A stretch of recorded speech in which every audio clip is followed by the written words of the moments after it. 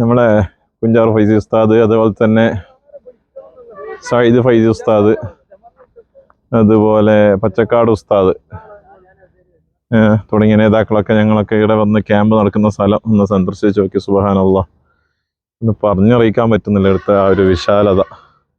ഭയങ്കര ഒരു സെറ്റപ്പുള്ള സ്ഥലമാണ്.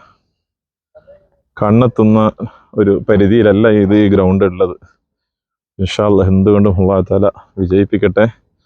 പണി ഒരു ഭാഗത്ത് നടന്നുകൊണ്ടുണ്ട്. JCB മണ്ണെടുക്കുന്നുണ്ട്, ഇടിച്ച് ഒരു ഭാഗത്തേക്ക് എത്തിച്ചിട്ടുണ്ട്. ഇനിയും പണി നടക്കാനുണ്ട്. ഇൻഷാ അല്ലാഹ്